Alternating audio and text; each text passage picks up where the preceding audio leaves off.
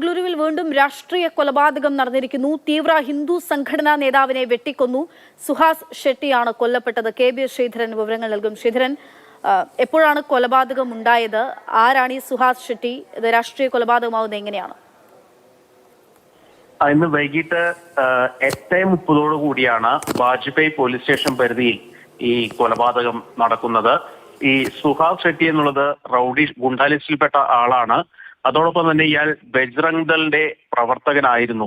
ഗോസംരക്ഷണ പ്രവർത്തനങ്ങളുമായി ബന്ധപ്പെട്ട് നിരവധി അക്രമങ്ങളൊക്കെ ഇയാളുടെ ഭാഗത്തുനിന്ന് ഉണ്ടായിരുന്നു. ഇന്ന് വൈകിട്ട് 8:30 ഇയാളും ഇയാളുടെ സംഘാംഗങ്ങളും കൂടി ഒരു കാറിൽ സഞ്ചരിക്കുന്നതിനിടെ വേറൊരു സംഘം വണ്ടി തടഞ്ഞു നിർത്തി ആക്രമിക്കുകയായിരുന്നു. വാളുകൊണ്ട് തുരുതുര വെട്ടി എന്നുള്ളതാണ് ഇയാളുടെ ഒപ്പമുള്ള ആളുകളൊക്കെ പോലീസിന് മൊഴി നൽകിയിരിക്കുന്നത്.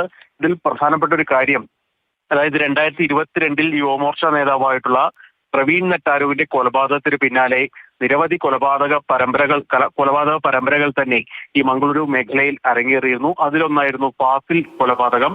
എന്നാൽ ഈ ഫാസിൽ കൊലപാതക കേസിലെ 1-ാം പ്രതിയാണ് ഈ സുഹാസ് ഷെട്ടി. അതുപോലെ തന്നെ നിരവധി കൊലപാതക കേസുകളും കൊലപാതക ശ്രമത്തിനുള്ള കേസുകളും ഒക്കെ ഇയാൾക്കെതിരെ നിലവിലുണ്ട്. ഏതായാലും അതിലുള്ള വൈരാഗ്യമാകാം ഒരുപക്ഷെ ഈ കൊലപാതകത്തിന് കാരണം എന്നുള്ളതാണ് പോലീസ് കരുതുന്നത്. ഈ സംഭവത്തെക്കുറിച്ച് അന്വേഷിക്കാൻ പ്രത്യേക സംഘത്തെ മംഗളൂരു പോലീസ് കമ്മീഷണർ ഇപ്പോൾ നിയോഗിച്ചിട്ടുണ്ട്.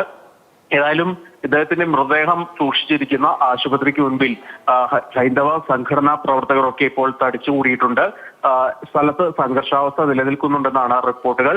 ഈ മേഖലയിൽ, അതായത് ഈ വാജ്പേയി പോലീസ് സ്റ്റേഷൻ പരിധിയിൽ ഇപ്പോൾ പോലീസ് സുരക്ഷ ശക്തമാക്കിയിട്ടുണ്ട്. പ്രതികളെ വൈകാതെ പിടികൂടും എന്ന് തന്നെയാണ് പോലീസ് പറയുന്നത്. ഏതായാലും ഇതൊരു വൈരാഗ്യമാവാനുള്ള സാധ്യത കൂടുതൽ ഉണ്ട് എന്ന് തന്നെയാണ് പോലീസ് കരുതുന്നത്. മറ്റ് അനിഷ്ട സംഭവങ്ങൾ ഇല്ലാതിരിക്കുന്നതിന് വേണ്ടിയുള്ള മുൻകരുതലുകളെല്ലാം തന്നെ പോലീസ് ഇപ്പോൾ എടുക്കുന്നുണ്ട്. ശരി.